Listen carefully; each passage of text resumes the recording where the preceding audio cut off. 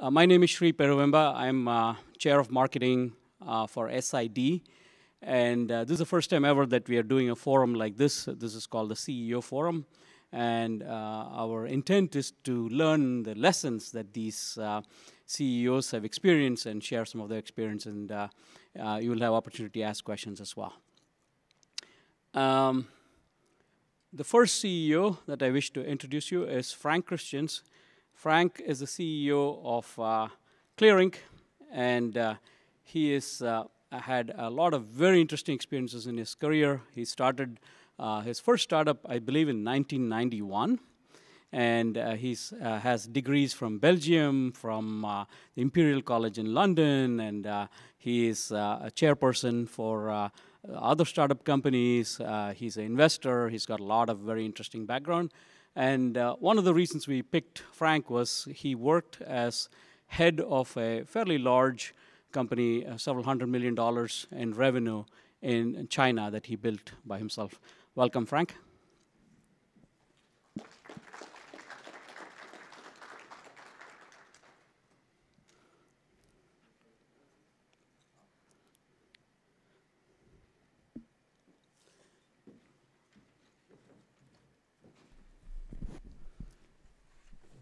Dr. Helge Seetzen is the president of SID. He is also an entrepreneur. He started companies that were in the display industry, very successful, sold to Dolby. He now manages a portfolio of well over 20 companies. Every time one of us think we are busy, he's on the board of like 15 or 16 of them and manages all of these companies, does a great job. He's the incoming president of SID. Welcome, Helge.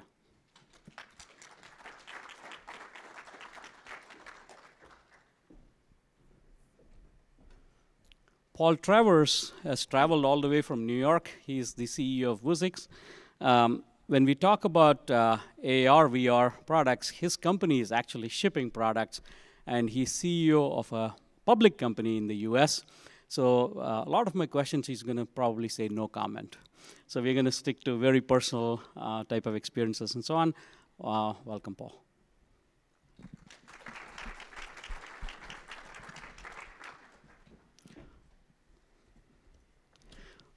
Ross Young is CEO of DSCC, a company he founded recently.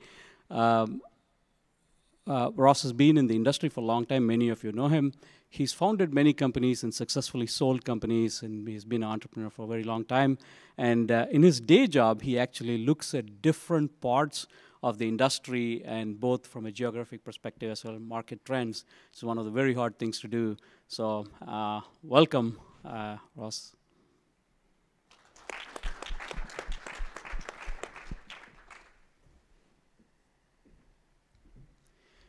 For those of you that have been in any session that I have moderated, there is a routine that we do. I know that in the front row, Naila is saying, oh my God, if I had known that, I would have come 5 minutes late. But being that it is in the afternoon, and at least for those of you that had lunch, I had lunch, and the blood is all here, right? Let's get some oxygen in you, and then we'll get started. With everybody's permission, I'd like everyone that is able, if you have, if your feet is hurting, if you're ill, you don't have to do this. This is optional. Would you all kindly please stand up? Panel 2, please. And you thought you were exempt, huh? So here's what we're going to do, okay? This is not a technical session, right? This is a business session. So we do things differently here. Okay, just follow my lead. I'm going to put this microphone down, after which I just have to use my loud voice, okay? So what we're going to do is I'm going to put my hands up in the air, and we're going to jump up and down. I'm not going to do 30 times. This time we'll just do 20, okay? All right, here you go. Hands up in the air.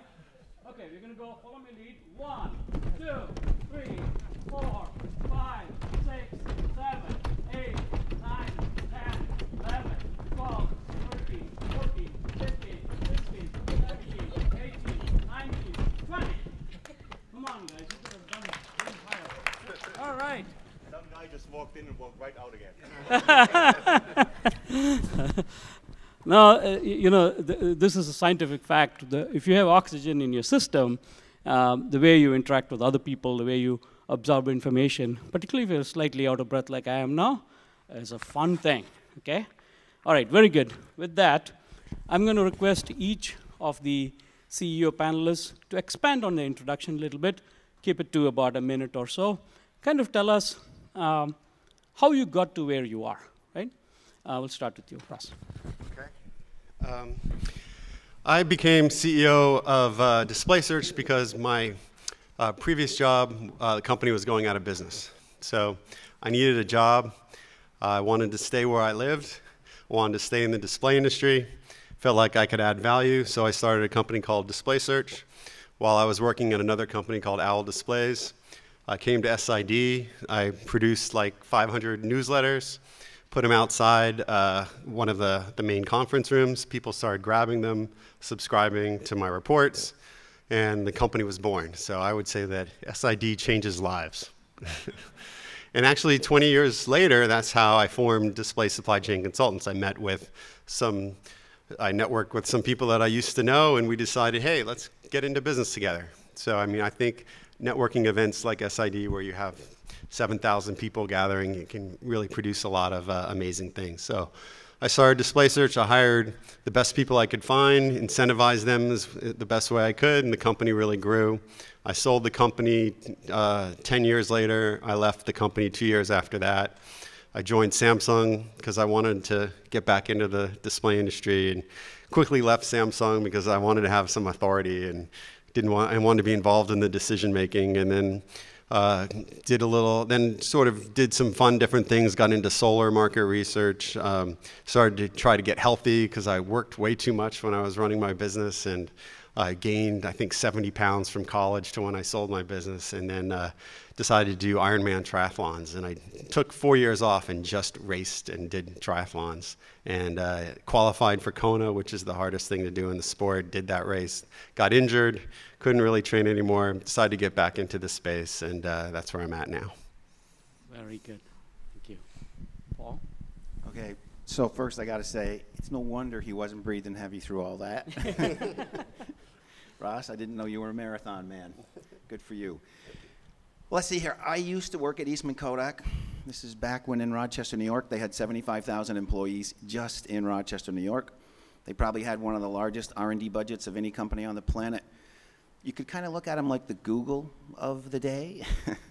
And it was so interesting after 5 years of making some of the coolest multi-megapixel digital camera things, and not a single one of them would they bring to market because they were afraid to hurt film.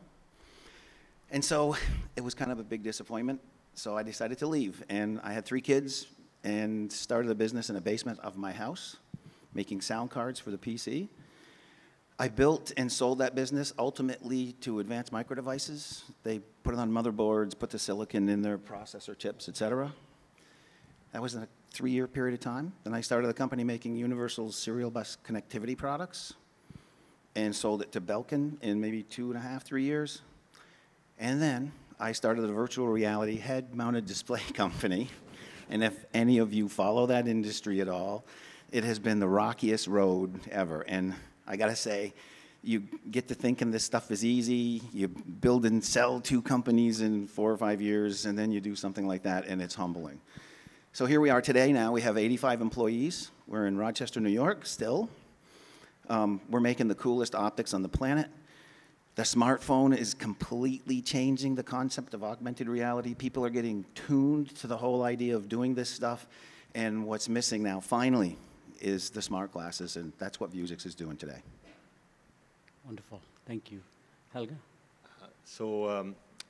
My path to where I'm at today is very much interwoven with my path in SID. And since I'm here, so it was sort of a dual head, my day job as a CEO and my, I don't know what it is, my night job as SID president. I'll maybe conjoin the 2 things. So I really stumbled into entrepreneurship through an accidental trajectory. So started out as an undergrad working on some early display technology, and then really got sucked into starting a startup around this, mainly because we needed money. I very much distinctly remember this. We had a lot of grant money for research, and then we wanted to go to this trade show called SID to show our stuff. And back then there was no iZone, so the booth cost a bit of money, and we couldn't use any of the grant money for exhibits, and so we quite literally started the company. I remember this, writing a $5,000 check as the seed financing. Myself and the two co-founders wrote each $5K,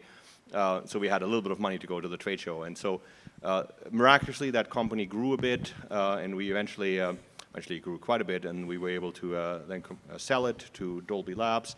And at that point I had firmly embedded the belief that I wanted to do entrepreneurship for my whole life. This is exciting, it's fun, it combined my passion as a technologist with the ability to interact with people, to build teams, to grow something, to leave a bit of a mark in the world. And I've basically been doing this ever since. So this early stage of ideation, team formation, early traction, revenue generation, this early exciting time of the first sort of 2 years of a venture is what I do over and over now. So I run an outfit now that takes interesting technologies from universities, assembles teams around them, and then helps those teams grow to become full companies. We then also finance those companies and help them grow over time. And it's a wonderful job. In parallel to this, as I mentioned, I've sort of lived through my SID career over, 14 years, going through just about every role that the society has to offer. And I can only encourage all of you, speaking somewhat selfishly as the president now, consider volunteering for SID. It was mentioned here earlier how much networking opportunity there is, and there definitely is a lot of opportunity if you just wander the floor and meet people, but volunteering gets you constant exposure to some of the most involved, most active and senior guys in the society. And for me, certainly, that was career building. I was a program chair while I was still in my grad school. After selling the first company, I went and got a PhD. I was a general chair, I was a publication chair, I was even marketing chair at some point, though a much, much more pathetic one than Sri, who was a master of this. They picked me because that guy knows business, and that was like the high watermark for at that time.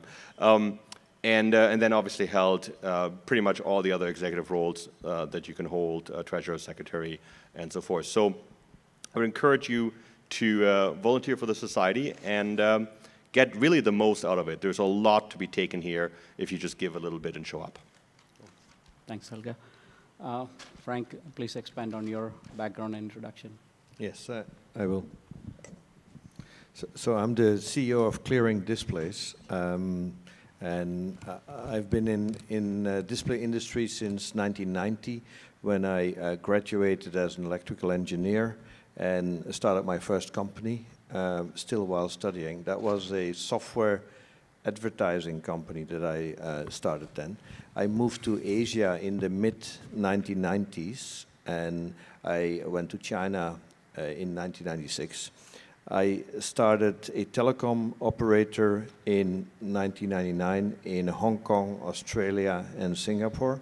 And I got completely smacked by the telecom crisis in 2001, when WorldCom went belly up, and I had to try and survive and scale down my company to find a rescue angel.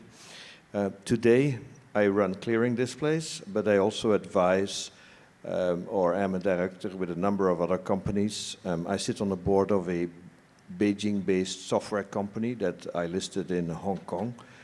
I advise an artificial intelligence company in Vancouver. I advise a VR company in Vancouver. I am the chairman of a wireless charging startup.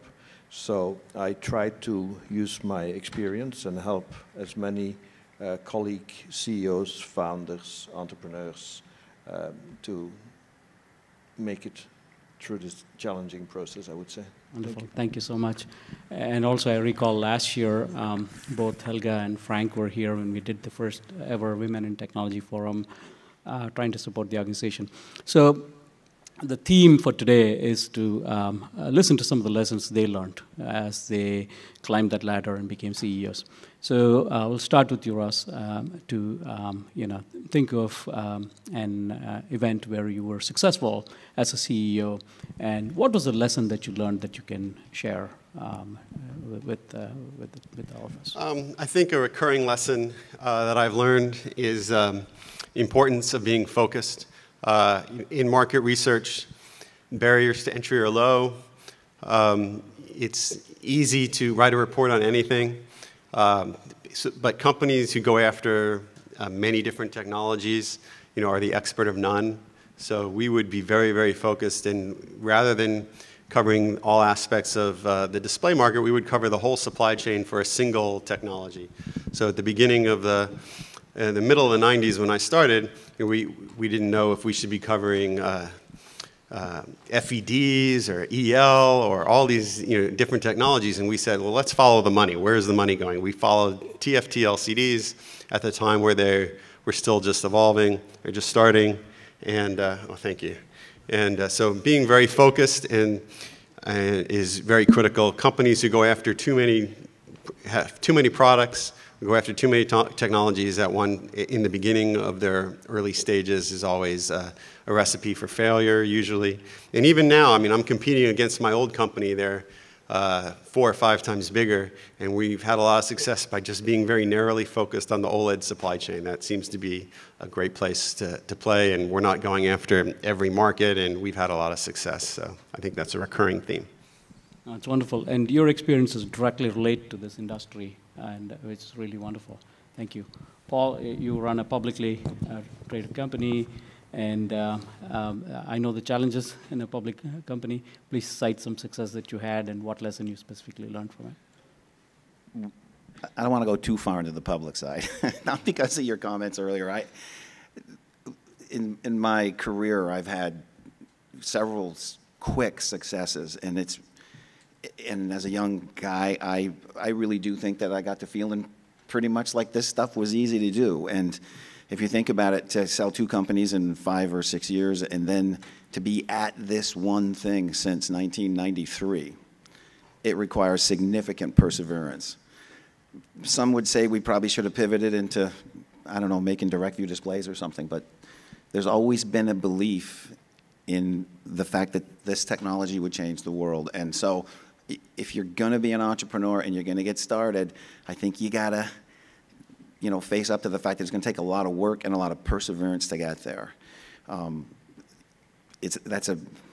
think it's a staple. There's probably every single one of these guys up here, one of the things you're hearing is they work hard. They put in a lot of hours. They get a vision and a focus, and they stick with it. And then I think the other piece that was important is to know the customer that you're trying to build for. In the first 2 businesses that I built, it was so clear. We were making sound cards for the PC, for the gaming industry. It was well defined. It was easy to tackle the space because we knew exactly what we were going for. And the same thing with the Universal Serial Bus products. We knew that USB was brand new interface. There were all these accessories and devices that were going to work on it, and we built expertise around that. So they were well defined. And then when we got into the VR space, as much as it was such a cool idea and everything, there really were no use cases.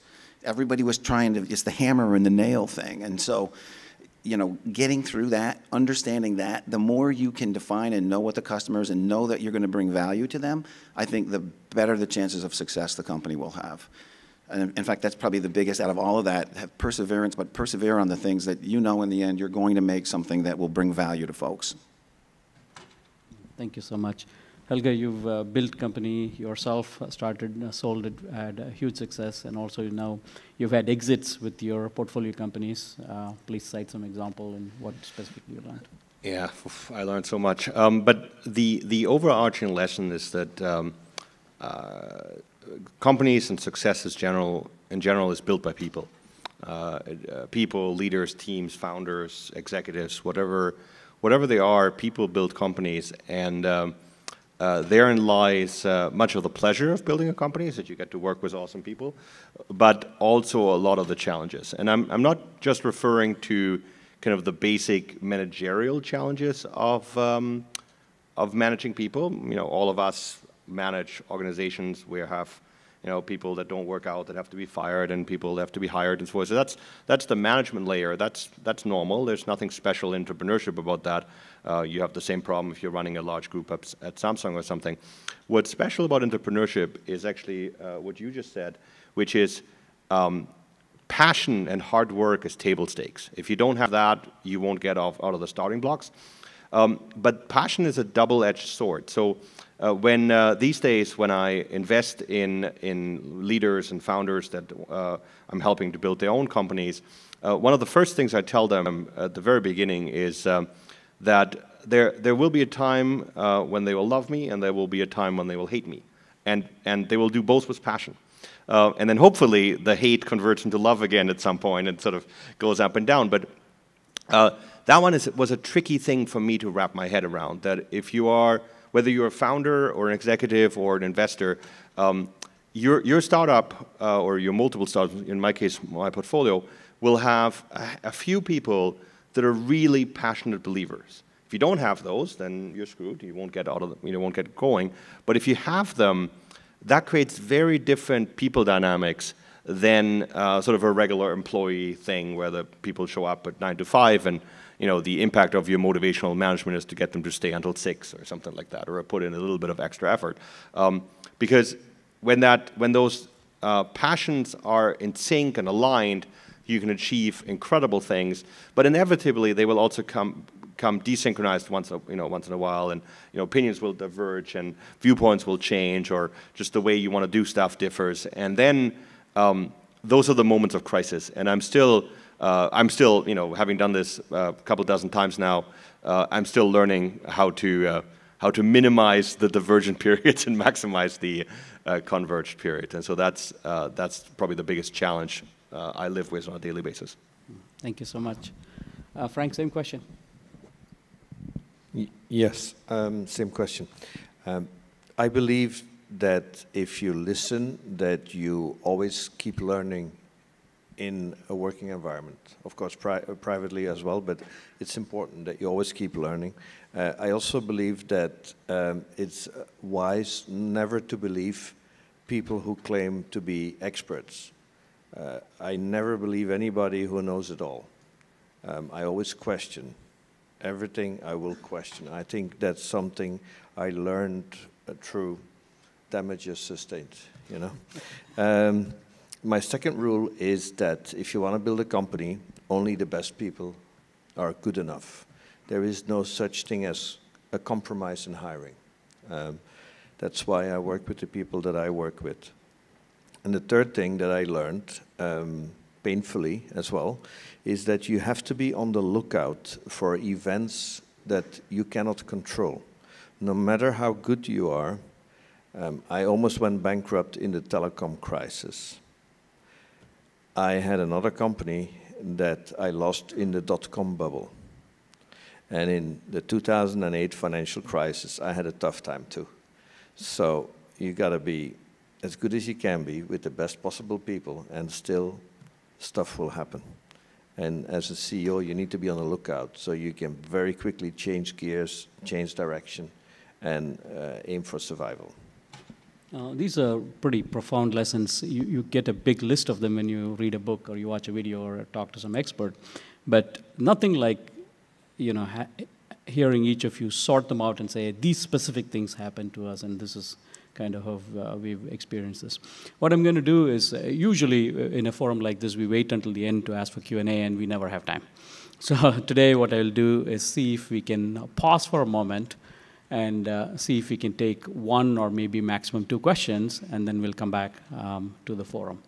I believe there is a microphone available, or you can borrow. Yeah, there's a microphone available if somebody's got questions.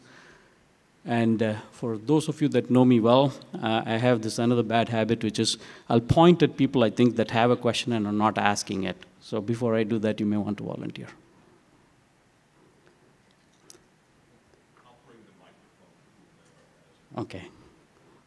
I thought Bruce is breaking tradition by saying, I'm going to ask the first question. I wouldn't do that.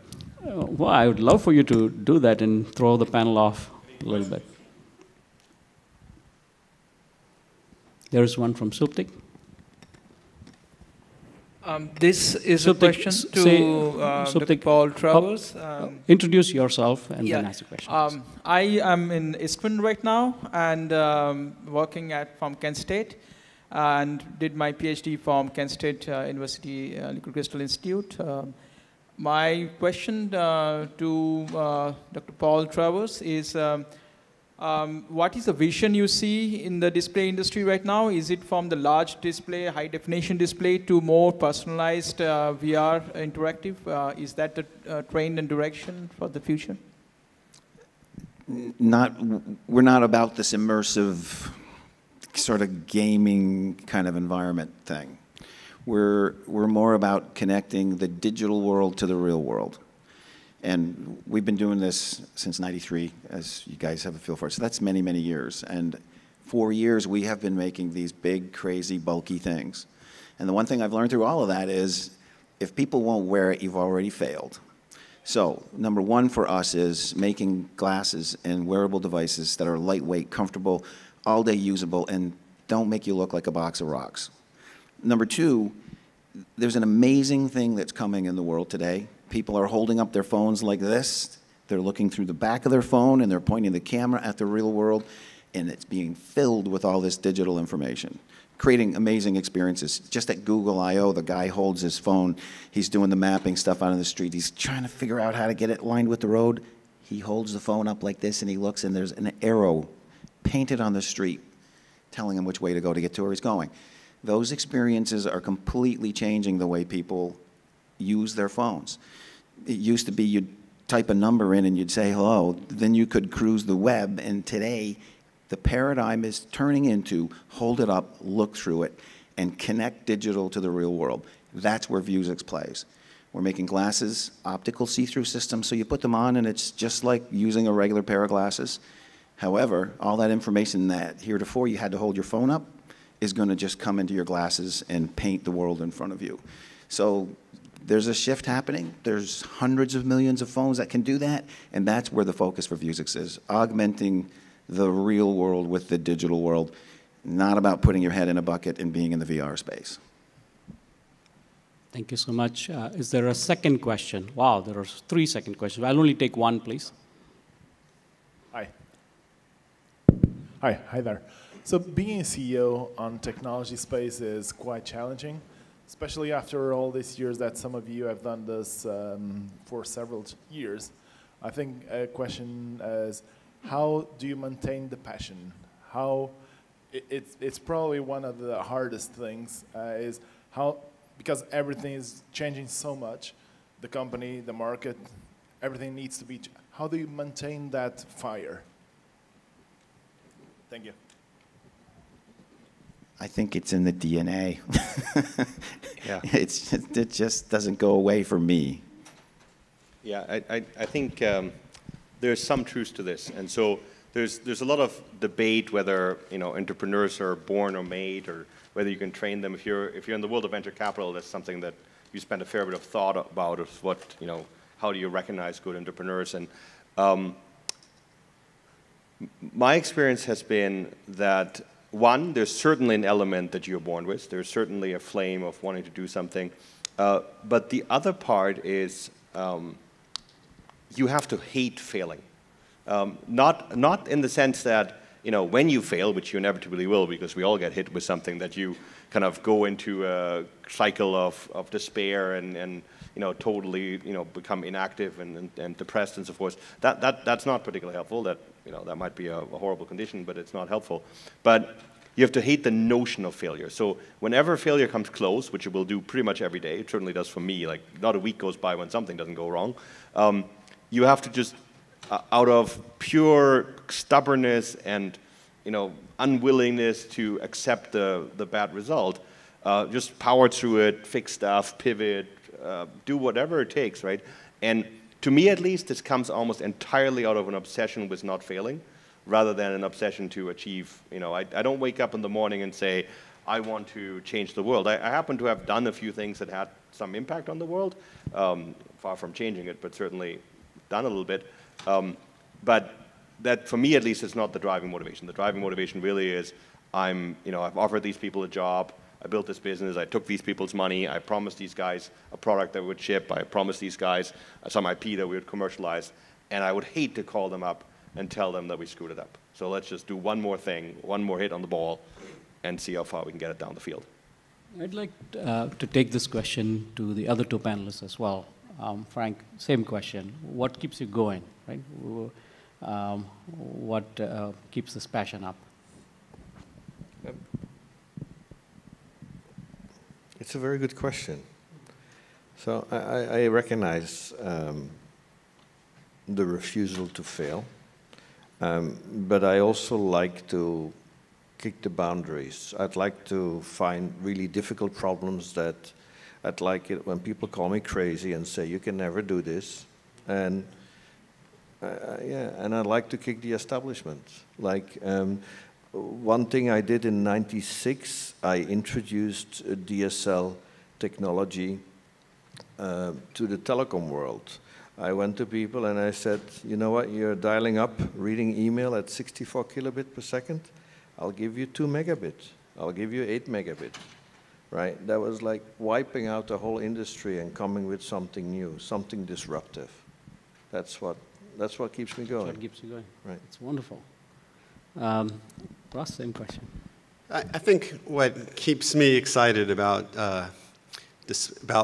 being a consultant in the display industry is we're solving problems for people. People come to us with a problem that they can't solve on their own, and they're asking us to figure it out for them. So that's a bit of a thrill for us. And we're not just helping the same type of company over and over and over again. We target the whole supply chain. So we talk to equipment companies and materials companies, the panel makers, the companies that are buying panels, and the companies that are investing in the supply chain, the hedge funds. So they all come to us with their problems, and we try to solve them for them. So when we feel like we've done a good job, you get a bit of a thrill from it.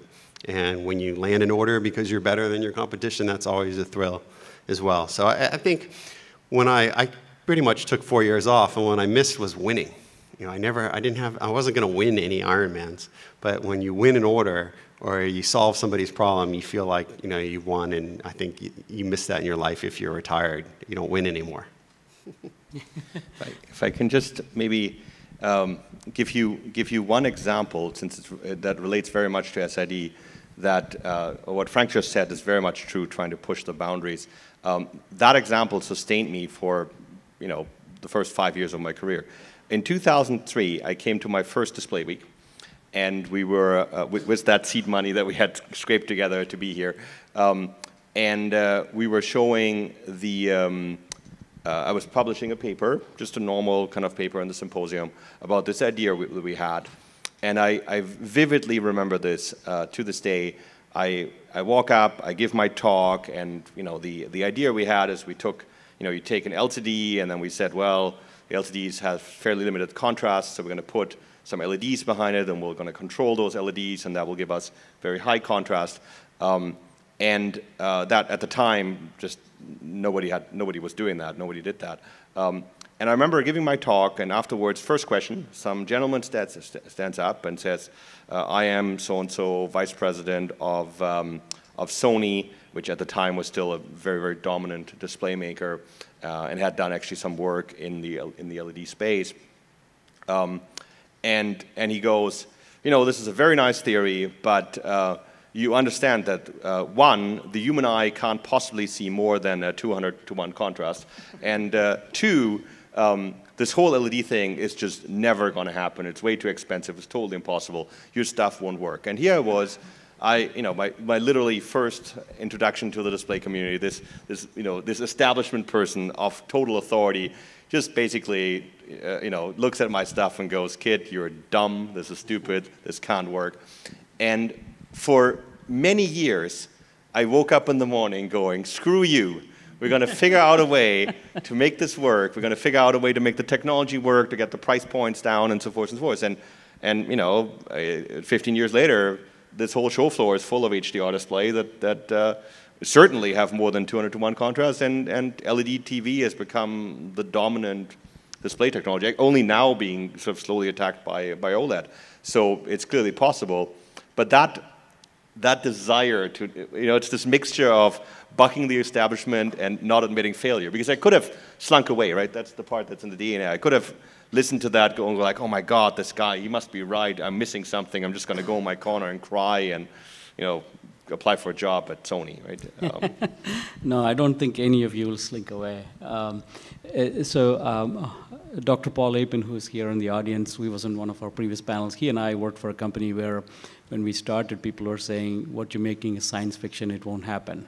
And we were part of a management team that took it to over $1 billion in revenue. So these things can happen. It's very hard, but it's still possible. Just to warn you, there is a question that we never discussed that I'm going to ask you towards the end. That's all the warning I'm going to give you.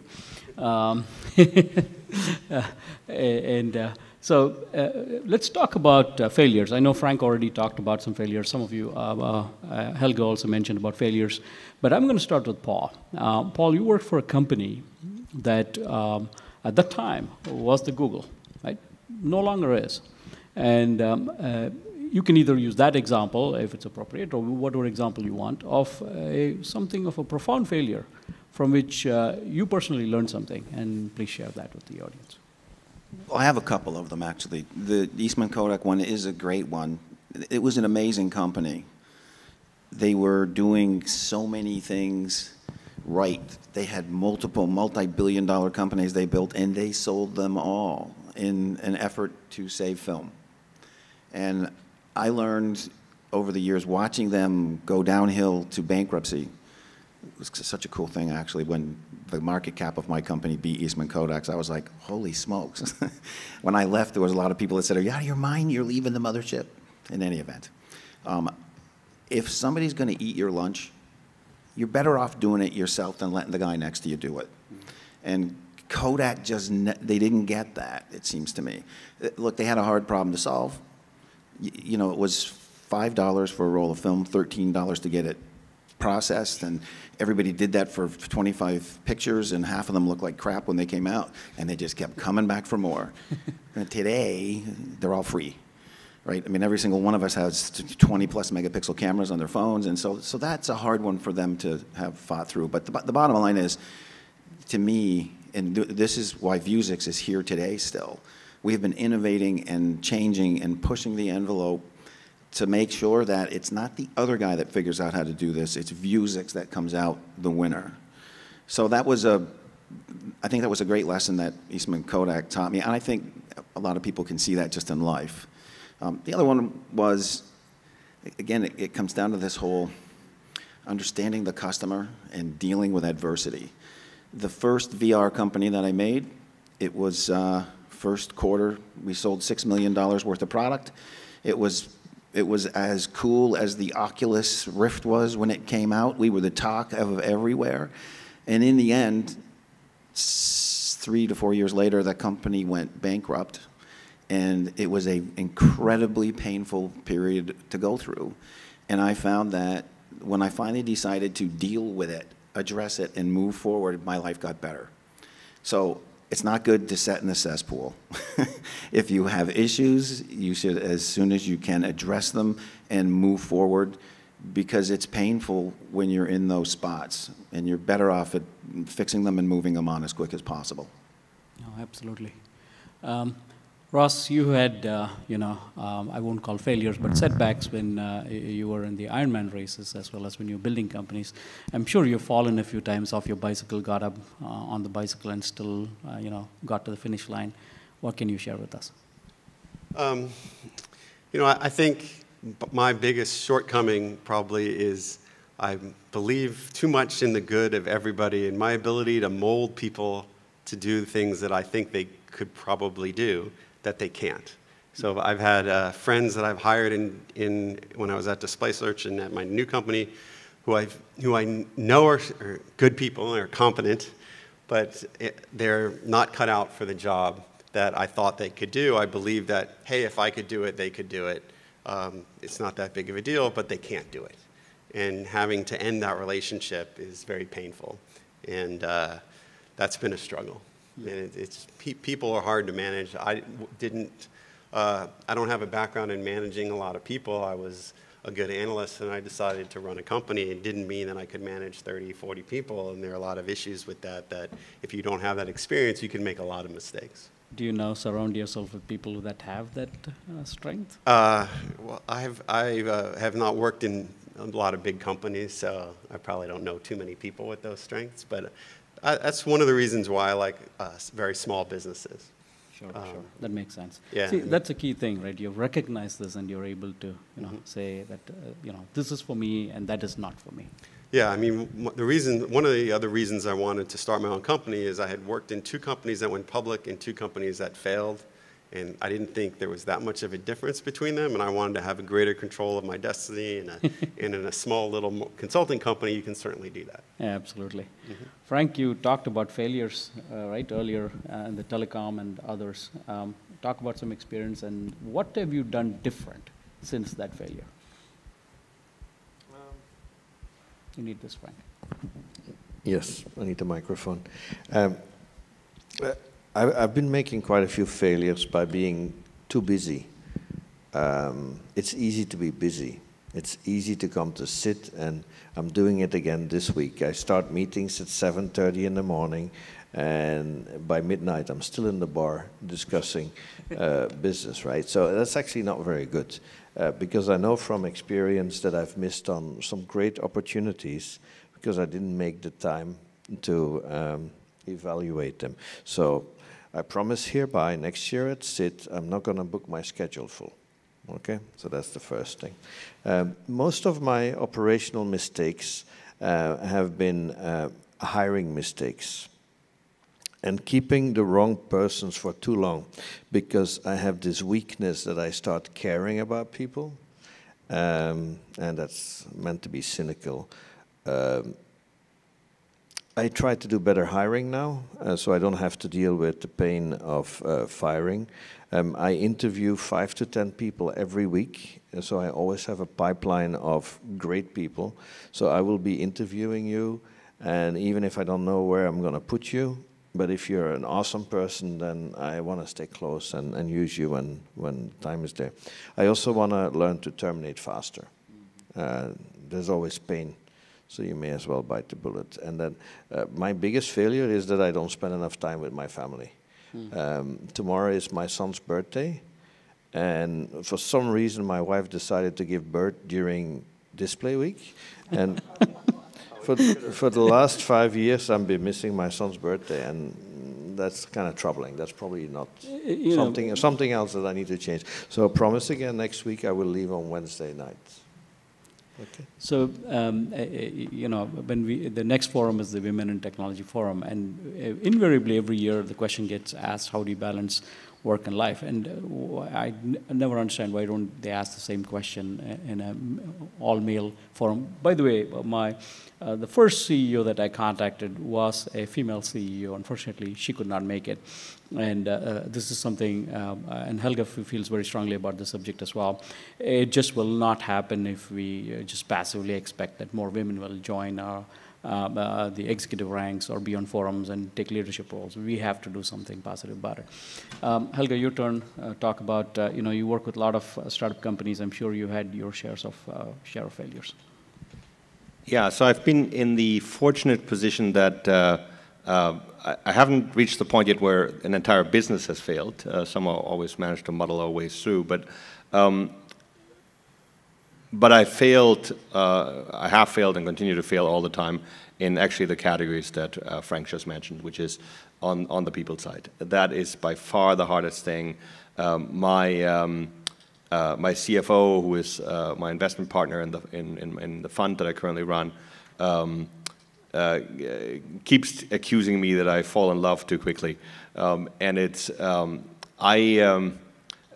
bit like you. When I meet people, there's an immediate sense of optimism of, wow, this is an incredible person. I could do wonderful things, and yeah, there's some shortcomings, but we can, you know, there's the hubris of saying, oh, we can, you know, I could fix that and mold them that way and shape them this way, and it never quite works, right? I do believe I've had maybe a little bit of a positive impact on some people over the years, but you never quite, get somebody to mold into the dream, because the dream is a hypothetical thing, right? And we live in the real world where everybody, myself most definitely included, has flat sides, and that by far is the most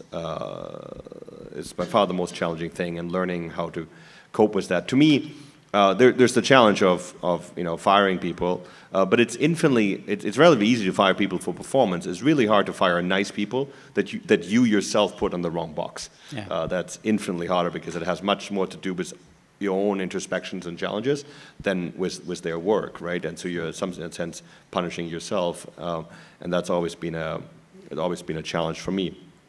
And that also is.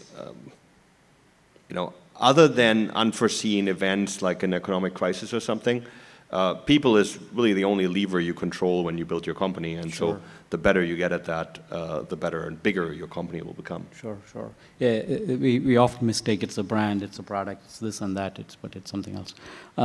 So this is the surprise question I was going to throw at all of you, which is, given that the next theme of the next forum is women in technology, what are each of you doing proactively to encourage women at, not just women, but diversity in workplace?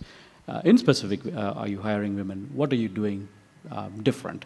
Are you meeting the bare minimum by law, or are you going over and above? So we will start from, I know your company, Ross, is a fairly small company, but yet I think you have, and even if it's not specific to your company, please express your views on the subject as well. Yeah, we have basically 8 people, and 2 of them are women. One of the co-owners is a woman. I wasn't involved in her hiring. My president in Asia hired her, but I think it's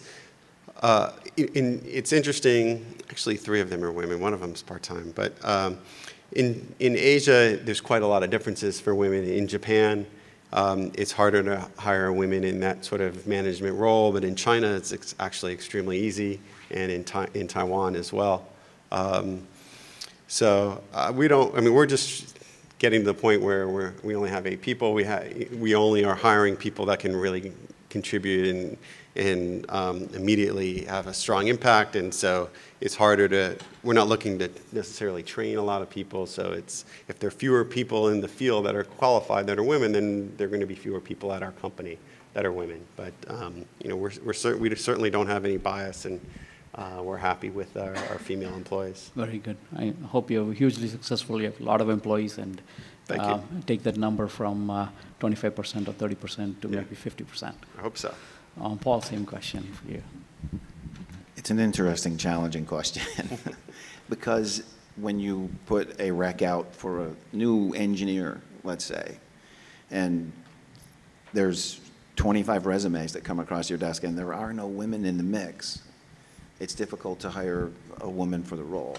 At Vuzix, we have a fairly diverse population of folks that work with us, and folks from around the world, quite frankly. There's 2 wonderful schools next door, the University of Rochester and RIT, and it's sad to say, but most of the technical students that are going there are more leaning towards the male side of the population. But at Vuzix, we've got a lot of folks in the finance side. I mean, we're a public company, right? So there's a reasonable portion of people here that are across the board. So we have a nice mix of folks. And we, on the engineering side, are purposely looking for more female folks that we could hire. It makes it even more fun at work to have a nice mix of people.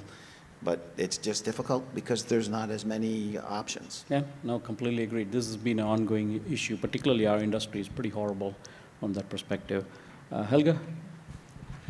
Well, Shri, I'm an extremist on this topic. So I very, very strongly believe that diverse and heterogeneous teams will beat homogeneous team anytime. There's lots of support for that in studies. So we actually are, my shop is gender balanced through and through at the 50-50 line from all ranks. So my executive team has actually because it's an uneven number, more women than men, and then through all ranks of the organization.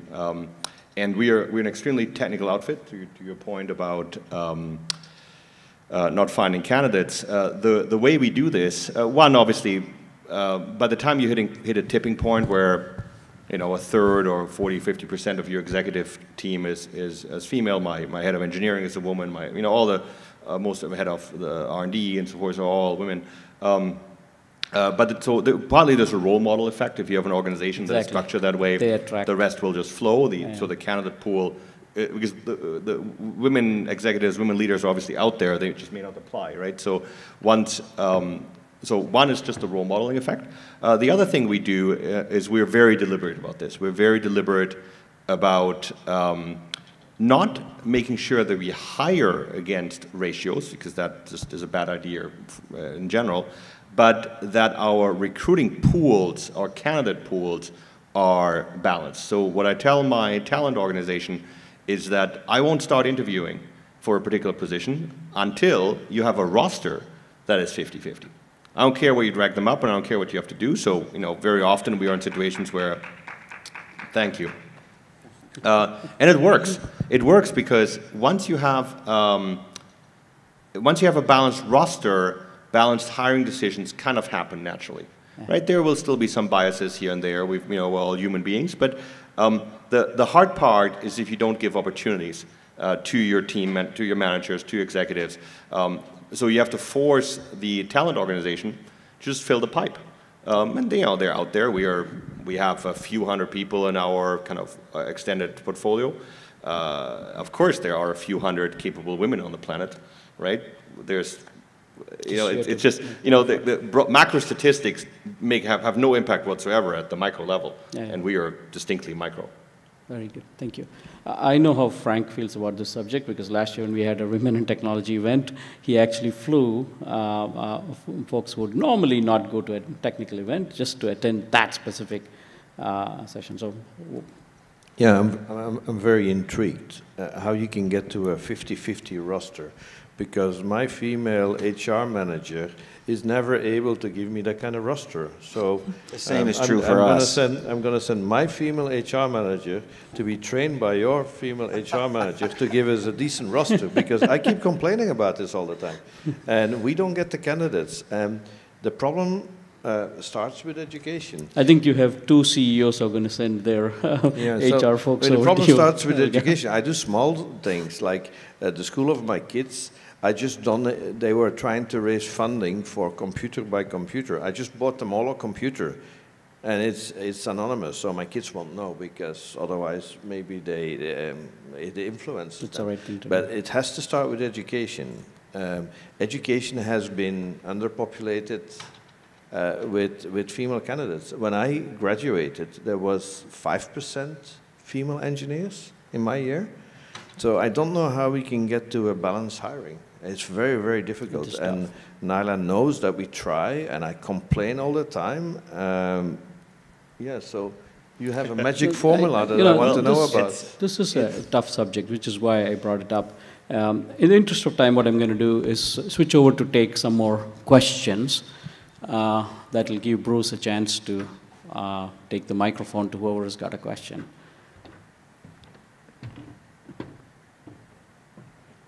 You had a question earlier, right? Yes. They answered the question. Any other questions from the audience? Yeah, please go ahead. You can probably just borrow my microphone. Oh, Bruce has got one. Yep. So this is a very humbling experience to be here to listen to y'all success, ups and downs. So I have a question. There are a lot of discussion on the hiring. So what you as CEO, entrepreneur, investor, what are the key qualities when you try to hire a team, look into investment, and so maybe share with us what are the things you look into the people? Mm-hmm. Thank you. You want to take it, Frank? Yeah, that's another favorite topic of mine. I hire by attitude, right? And I hire by experience. And skills you can teach, but the right attitude, the ability to do a job, that's what I hire by. So Too many people focus on skills. Other aspects. Yeah, but we also, I think what's also important, we have in our budget per employee a few $1,000s in training budget. So employees can go out and say, hey, I want to learn German, or I want to learn Mandarin, or I want to learn about designing, I want to learn about AutoCAD. And we give that freedom. So those skills, you can augment people. The attitude has to be right. Absolutely. I would agree with that. At Vuzix, it's the go, no-go thing. I don't care how good you are with everything else. If you can't get along, if it doesn't seem like you're going to fit in with the team, it's instantly a problem for everybody else. And so you might just as well move on up front because it'll never work. What I'm going to do is, unless there's a pressing question, if you raise your hand, I'll take the question. If not, I'm going to ask a question of the panel. Okay. Looking at the next, 3 years, because with technology, anything more than 3 years is pretty hard to predict. Even 3 years is pretty hard. And this is actually an easy question for Ross. For the rest of you, you don't do this on an everyday basis, just part of your job, whereas it's almost full-time. That's what they do, predicting and forecasting. Where is this industry going? If somebody in the audience wants to look for a job or invest in a company, start their own company, or do whatever it is, where is this industry going? Please keep your responses very short so that we can cover this. Any of you can take, and I'll go to Ross last, because I know this is what he does. You want to start, Paul? Yeah, I mean, from our perspective, it's fairly simple. We think that the world of computing is changing yet again. I mean, it's always constantly changing. And the display component has always been a big piece of that. But the whole idea of the real physical world and the digital world coming together is happening. And it'll take time before everybody's wearing a pair of glasses, but glasses are going to be a part of it. We're sure of that. It's happening in enterprise today. There's ROIs every place you look for people using the glasses. And the way the computing systems have gotten so small and lightweight, and the fact that you can actually wear these devices connected. So from our perspective, I'm not saying that people won't have laptops on their desktops anymore. My mom still uses a phone wired to the wall, but there is a shift coming. Kids love being connected, and the digital and the real world are going to get harder and harder to tell the difference. Mm-hmm. Helge, same question. Well, ignoring any one particular technology that may or may not make it, displays are shifting from being a technology asset, a specialized thing, to a ubiquitous commodity. And so with that comes an opportunity for the display industry to embrace that trend. And that's, I actually believe, I don't believe that we hire a lot of women or young people or old people or whatever because of a kind of belief in social good. I do it because I think when you have a ubiquitous commodity, you want everybody from everywhere be part of the process of building this.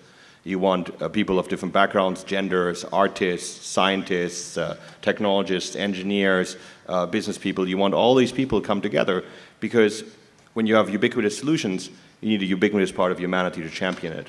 And so I think more and more the innovation will move away from the engineers that come to the symposium to the global community shaping how we use displays. Because the display has ceased being a rectangle in a living room and has become a day-to-day commodity that you use for just about everything. Anything, yeah. Thank you. Frank? I see a couple of trends. The first trend is that new types of displays are coming. So you should be prepared for that. I call it the end of the dark ages. The whole of SID is indoors. We sit in a dark room with ugly light. And why is that? Because these displays, they're emissive, transmissive, and they don't really work well in daylight. I think we're going to see a world where we don't have to be in the dark anymore to enjoy a display. And that's something I hope to contribute to. The second thing that's extremely important, and I learned that from Ross Young. Last year, 88% of the money that went into displays came from Chinese-related sources.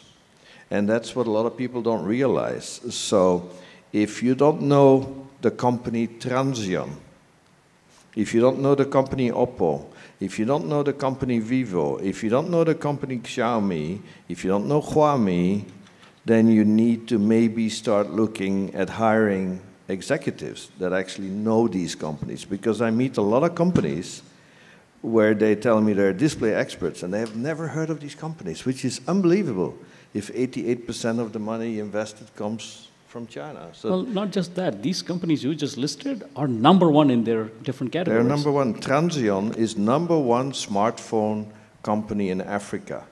And I can almost never meet anyone who knows Transsion. It's an amazing company.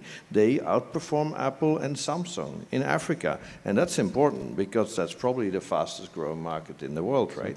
So, final message. You asked about jobs. If you are young, go back, pack up, go and live a few years in China because the future is being cooked up in China, in my view. Thank you. And you know, you've had many years of experience running companies there, and it's a lot of great experience in China. Ross, same question. You do this for a living. Yeah. I'm gonna. Do we have to pay for this now? No. Yes, yes. It's my gift to you. I'm gonna correct Frank first. It's now gone from 88 to 90%, and it's actually for this year, not last year. But just on that point, I think all of the mainstream commodity panels are going to be made in China. The Korean manufacturers and the Taiwan manufacturers are going to innovate or die. If they can't innovate and make highly differentiated panels, they're going to go out of business. And I think we're going to see over the next 3 years a lot of fab closures, more fab closures in Korea, more fab closures in Taiwan, more pivoting into OLEDs, more pivoting into micro LEDs, because the Chinese have bought their way into the display industry. They've lowered their costs dramatically through these subsidies. The purpose of these subsidies is to move jobs from Korea and Taiwan to China, and they're going to succeed. Yeah, and I just gave the Best in Show awards for the large category, both with Chinese companies, Visionox and BOE. I think I don't think it's ever happened in the history of SID, but you're absolutely right, there is this trend. Why don't we take at least one more question? We're slightly out of time, but I would still like to, if there's a question in the back.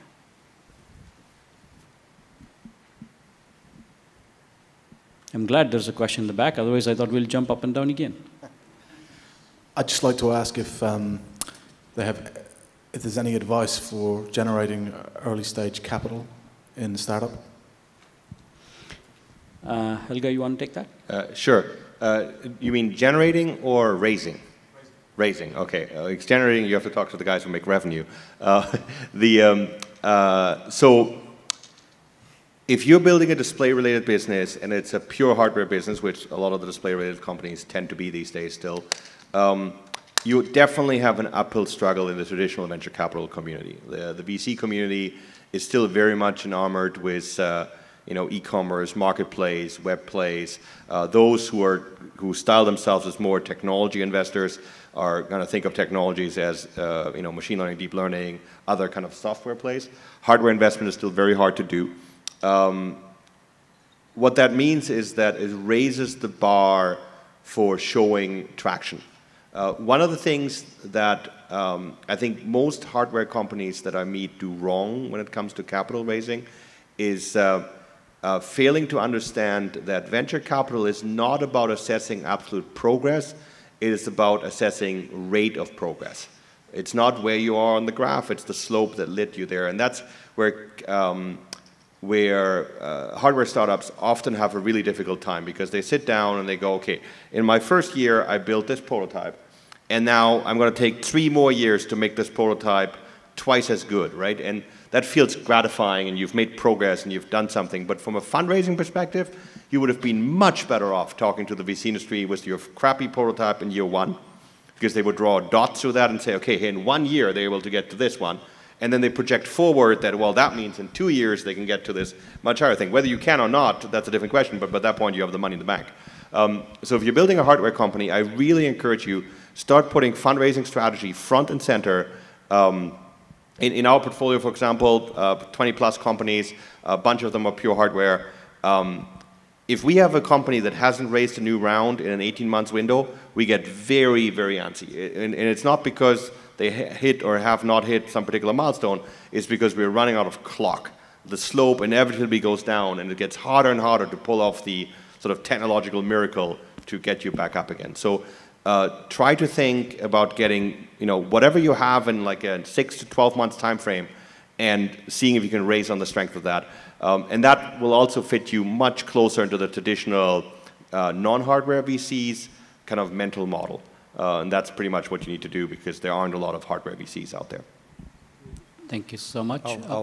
Yesterday we had the investor conference, and we had some strategic VCs, and their advice would be to not go directly to the conventional VCs, but because they don't know anything about the display industry, right? And the strategic VCs do, and their interests may overlap with what you're doing. They would like to see you early, and the way to approach them would be 5 to 15 slide presentation, not 50 to 100 slides. And they've done funding. These are companies like Intel Capital, Applied Ventures, Merck Ventures, seed capital of like 200,000 or even less. So, try to reach out to the strategic VCs early, I think, is another option.